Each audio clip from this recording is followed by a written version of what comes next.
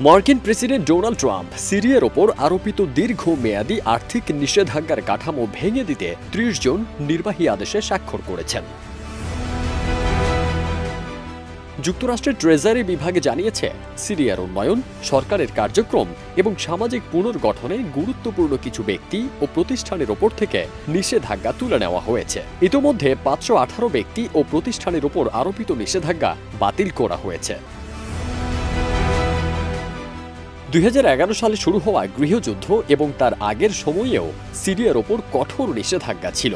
মানবাধিকার লঙ্ঘনের অভিযোগ সহ নানা কারণে আরোপিত এই বিধিনিষেধ দেশটির অর্থনীতি ও পুনর্গঠনে বড় বাধা হয়ে দাঁড়িয়েছিল। ট্রাম্প এক বিবৃতিতে বলেন, যুক্তরাষ্ট্র একটি ঐক্যবদ্ধ, শান্তিপূর্ণ এবং সন্ত্রাস বিরোধী সিরিয়াকে সমর্থন করতে চায়, যেখানে ধর্মীয় ও জাতিগত সংখ্যালঘুরাও নিরাপদ থাকবে।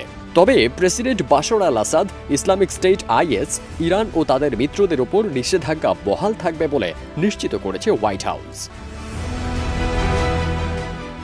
এদিকে সিরিয়ার উপর থেকে দীর্ঘমেয়াদের নিষেধাজ্ঞা প্রত্যাহারের প্রস্তাব দিয়ে মার্কিন কংগ্রেসে একটি বিল উত্থাপন করেছেন ডেমোক্র্যাট সদস্য ইলহান ওমর ও রিপাবলিকান আনা পলিনা লুনা। প্রস্তাবে অন্তর্বর্তীকালীন প্রেসিডেন্ট আহমেদ আল শারার বিরুদ্ধে সন্ত্রাসবাদের অভিযোগ পর্যালোচনার কথাও বলা হয়েছে। এই সিদ্ধান্ত সিরিয়ায় নতুন বিনিয়োগ ও পুনর্গঠনের পথ খুলে দিতে পারে বলে মনে করছেন বিশ্লেষকরা। ফারদিন সানি, দেশ রূপান্তর।